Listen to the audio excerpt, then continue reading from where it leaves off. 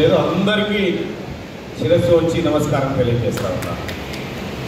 ఇవాళ నేను వాస్తవానికి కూడా నేను కనీసం ఇంతమంది నన్ను వస్తారేమో అని అనుకోలేదు. ఇది మంది ఎక్కువనే అనిపిస్తుంది ఇంకా నాకు. ఎందుకంటే బీసీ మీటింగ్లు, బీసీ ఉద్యమాలు జరిగిన గతంలో చాలా చూసిన నేను. ఎక్కడ చూడు వీళ్ళు అంత జమగాకపోయేది. కానీ ఈ మధ్యకాలంలో ఓ నలుగురు కూర్చుంటే బీసీల మధ్య చర్చ అవుతా ఉంది, ఓ ఐదుగురు కూర్చుంటే బీసీల కథ ఏందనుకుంటున్నారు. సో ఈ రకంగా రకరకాలుగా చర్చలు జరుగుతూ ఉన్నాయంటే సో బీసీల్లో ఏదో మార్పు అయితే కనిపిస్తూ ఉంది నాకు. ఖచ్చితంగా మార్పు వచ్చింది కాబట్టి ఇవాళ ఇంతమందిని రాగలిగాం. ఇక సుందర్ రాజ్ అన్న చెప్పినట్టుగా తీన్మార్ మల్లన్న ఏం మాట్లాడతాడు బీసీల గురించి, ఎట్లా మాట్లాడతాడు, నేను అప్పుడు ఎట్లా మాట్లాడానో ఇప్పుడు అట్లే మాట్లాడుతున్నాను. నాలో ఏం మార్పు రాలేదు, కానీ బీసీల ఆలోచనలో మార్పు వచ్చింది. అదే కొత్త కనిపిస్తా ఉంది తప్ప ఇంకొకటి కాదు.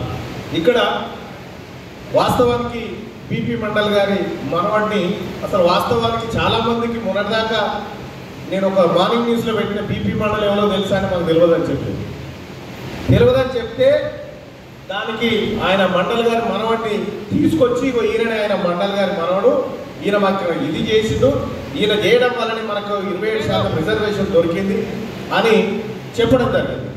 ఇంకా విచిత్రం ఏంటంటే పెద్దల గౌరవనీయులు వినయ్ గారు ఇక్కడనే ఉన్నారు.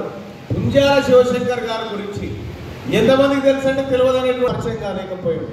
ఆ పరిచయం చేయాలనేటువంటి ఉద్దేశంతో ఆ రోజు శివశంకర్ గారికి సంబంధించినటువంటి అంశాన్ని కూడా ఆయన రాష్ట్ర వ్యాప్తంగా పెద్ద ఎత్తున చేయాలని నిర్ణయించడం ఇవాళ కొంత పరిచయంలోకి వచ్చింది. ఇట్లా మన కోసం, మన జాతుల కోసం పోరాడినటువంటి వ్యక్తులను మనమే ముందు తరానికి అందించకపోతే సార్ పదవులు ఇయ్యాలు ఉంటాయి, పోతాయి. నాకు చాలా మంది చెప్తా ఉంటారు తీన్మార్ మల్లన్న నువ్వు ఇప్పుడే మాట్లాడిన ఎట్లంటే దానికన్నా వర్జము తీర్థి నక్షత్రం ఉంటుందా? ఏముంటాయి కదా. దాని నాకు అవకాశం వచ్చిన ప్రతిసారి మాట్లాడుతూనే ఉంటా, చేస్తూనే ఉంటా. ఇప్పటిదాకా ఒక ఆయన మెసేజ్ పెట్టిండు నాకు. ఆ మెసేజ్ ఏందనుకుంటావు, నువ్వు బీసీల గురించి మాట్లాడితే తరిమి కొట్టి చంపేస్తావు అని పెట్టిండు ఒక ఆయన. నీ ఎట్లుంటది, ఎట్లుండవు ఇవాళ బీసీలం పేరేంది కానీ చూపిస్తాను సుందర్ రాజ్ అన్నకి. బీసీల గురించి మాట్లాడితే మేమంతా తరిమి కొడతాం, ఏదో చేస్తామని పెట్టిండు ఇప్పుడు ఆయన. నేను ఇంకా రిప్లై చేయలేదు, చేస్తా కానీ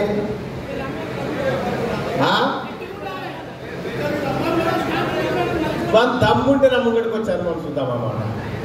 దమ్ముంటే ఈడ మొన్న జరిగిన ఒక ఘటన చెప్తా. నేను ఒక మంత్రి గారి దగ్గరికి పోయినా ప్రజెంట్ ప్రభుత్వంలోనే బీసీలకు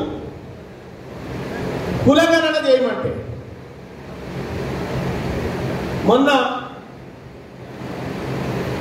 కుక్కల కుటుంబ నియంత్రణ ఆపరేషన్ అని పెట్టినోడు. ఎన్ని కుక్కలు ఉన్నాయి ఈ తెలంగాణ రాష్ట్రంలో, ఎన్ని కుక్కలు ఉన్నాయో లెక్కుంది ప్రభుత్వం దానా, ఎన్ని పందులు ఉన్నాయో లెక్కుంది. కానీ ఎంతమంది బీసీలు ఉన్నారో లెక్క లేరంట ప్రభుత్వం దగ్గర, లేరంట. ఇదా లెక్క ఉంది, లెక్క లేక కాదు. నువ్వు మమ్మల్ని లెక్క పెడతావా లేకపోతే మేమే మిమ్మల్ని లెక్క పెట్టానా? నువ్వు మమ్మల్ని లెక్క పెడతావా లేకపోతే మేము మిమ్మల్ని లెక్క పెట్టానా? చూసుకోరు. నేను వెనకనే లెక్క పెట్టినా ఒక కులాన్ని 7,200 ఇళ్ళే ఉన్నాయా వీళ్ళే అని. ఇక పూరాగా చేస్తే మీరు పరేషాన్ అవుతారు. మీరు ఎంత అడ్డుకోవాలని చూసినా, ఎంత మోసం చేయాలని చూసినా, బీసీ ఉద్యమం ప్రారంభమైంది. ఇది ఆగే ఉద్యమం కాదు, ఆ దరికి చేరే ఉద్యమమే. ఇప్పుడు మీరు చెప్తా ఉన్నారు ఒక ఆయన చంద్రశేఖరరావు గారు, ఆయన అంటుడు వచ్చేసారి మనమే ముఖ్యమంత్రి అని. ఇంకొక ఆయన అంటుడు మరోసారి నేనే అని. అబ్ కీ బార్ బీసీ సర్కార్ ఉంది, తెలంగాణలో రాబోతా ఉంది. అబ్ కీ బార్ బీసీ సర్కార్. ఇప్పుడే మా చిరంజీవులు సార్ చెప్పిండు ఒక నినాదం. బిచ్చగాల లెక్క కుల సంఘానికి 50 కోట్ల ఎంత అన్నారు, ఎంతనే 50 కోట్లు.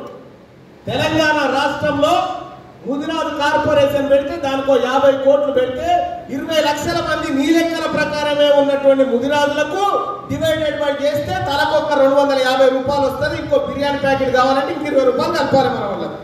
ఇదా దీనికోసమేనా 9,200 కోట్లు బడ్జెట్ బీసీలకు పెట్టి అవమానిస్తుంటే ఊకున్నానన్నా? బీసీలకు అవమానాలు జరుగుతున్న ప్రతిసారి నేను మాట్లాడుతా ఉన్నా. నేను ఒక రిప్రజెంటేషన్ తయారు చేసిన బీసీలకు సంబంధించి ముఖ్యమంత్రి గారికి కలిసిద్దామని. ఆడ చాలా మంది బీసీ ఎమ్మెల్యేలు వాళ్ళు వీళ్ళు ఉంటే రానిపై అందరం పోయి కలిసిస్తే ఒక పట్టు ఉంటుందండి. లేదన్నా నాది ఈ పైలు ఉందని ఒక ఆయన, నాది ఆ పైలు ఉందని ఇంకో ఆయన విస్మరించి వీళ్ళ ఓట్ల ద్వారా గద్దెనెక్కి పక్కకు జరిగి తొత్తులుగా మారడం ఈ పరం కూడా చేస్తాం. పక్క వదిలిపెట్టే ప్రసక్తే లేదు.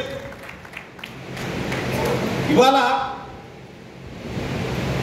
బీసీలకు సంబంధించి కుల సంఘానికి 50 కోట్లు అవి మీరు తీసుకొని మీ దగ్గర ఉన్నది మాకి ఇస్తారా? ఇవాళ బీసీలు పదవుల కోసం పైరవిల కోసం ఇవాళ ముదిరాజులకు 50 కోట్ల రూపాయలు ఇస్తానా? ముదిరాజులు ఒక ఆదివారం పూట మటన్ బంద్ చేస్తే 500 కోట్లు జమైంది. 500 కోట్లు జమైతే ముదిరాజుల దగ్గర ఈ 500 కోట్లు ఇస్తే ఏ పదవి కొనుక్కొస్తావు? కొనుక్కరా ముదిరాజులకు. నువ్వు నవ్వుతున్నావు వినయ్ భాస్కర్ అన్న, నీ ఊళ్ళో 20 లక్షలు ఉన్నారు. నీవు నీ జాతులను నువ్వు ఎంతమంది ఉన్నావో చెప్పు. ఇగో చిరంజీవులు సార్ బుక్కేనా పెట్టి చిరంజీవులు సార్ రాసింది చూడన్న బుక్లా. నువ్వు మా లెక్కలు చెప్పమంటే చెప్పలేగా, ఇక మీ లెక్కలు రాసింది ఇలా. మీ లెక్కలు రాసి 1952 నుంచి రాసుకొచ్చింది 56 నుంచి. ఎవరెవరు ఎంతున్నాయంటే మన బీసీ ఎమ్మెల్యేలు ఎంతమంది, మన బీసీ కథ ఎంత, బీసీ లెక్క ఎంత, ఇది అత్యంత విలువైన పుస్తకం. దీంతో పాటు పుంజాల శివశంకర్ గారు రాసుకున్నటువంటి పుస్తకం ఒకటి ఉంది సోదరులారా, అది చదువురి. మన కోసం ఎంత త్యాగం చేసిరో, వాళ్ళంతా ఎంత పోరాటం చేసిరో మీరు ఒక్కసారి అది చదవండి. ఆ లిటరేచర్ డెవలప్ చేయండి. నేను సుందరరాజన్న చెప్తా ఉన్నా, ఈ వరంగల్ ఒక పెద్ద వారం ఏర్పాటు చేయండి. ఏమైతుందన్నా? మహా అయితే ఏమైతుందా? తీర్మానం మళ్ళీ టీవీ ముంగడికి వస్తా గంతే, మళ్ళీ టీవీ ముంగడికి వస్తా గంతే కదా. కానీ తీర్మానం వలన ఖాళీ ఉంటే మీరు ప్రమాదం ఉన్నట్టే చూసుకోండి. తిరగని సభలు పెట్టుకొని మా ప్రజలను చైతన్యవంతం చేసుకొని, కానీ మీ తీర్మానం వలన నాకు మెసేజ్లు పెట్టి తీర్మానం వలన నువ్వు బీసీల గురించి మాట్లాడితే ఖబర్దార్ అంటే పండబెట్టి కసరుగా పెట్టడం దొంగ బిడ్డలారు ఏమనుకుంటున్నారు? ఏం బీసీలు అంటే బిచ్చగాలనుకున్నారా? ఎవరి సొమ్ము రాష్ట్రం బీసీల సొమ్ము, బీసీల పన్నులతో నడుస్తున్న ప్రభుత్వాలు బీసీలకు భిక్ష వేస్తారా? అసలైన బిచ్చగాళ్ళు కదా మీరు. అందుకోసమే సోదరులారా నేను చెప్తా ఉన్నా, ఇక్కడి నుంచి మా వినయాన్ని ఉన్నాడు, మా యాదవ్ సాబ్ ఉన్నాడు, మా అన్న సుందర్రాజు అని ఉన్నాడు, అందరు ఉన్నారు. తీన్మార్ మల్లన్న ఏ మీటింగ్ అయినా వస్తాడు, అది బీసీ దగ్గర చాలు, అది బీసీ దగ్గర చాలు. ఏ మీటింగ్ అయినా వస్తా, ఎందుకంటే ఏ పార్టీలో ఉన్నా బీసీ బిడ్డలు నాకు ఓట్లు వేసారు కాబట్టి వస్తా. ఇక రెండో విషయం, ఇక్కడి కాదు, నేను పోరాటం చేయొచ్చు కాక గతంలో కేసీఆర్ తోని, మా మధ్యలో విరోచిత యుద్ధం జరగవచ్చు కాక, నా మీద వందలాది కేసులు పెట్టవచ్చు కాక, ఈ బీసీలను గెలిపించడం కోసం కేసీఆర్ కూడా రిప్రజెంటేషన్ ఇస్తానికి వస్తాపా, మరి వస్తా.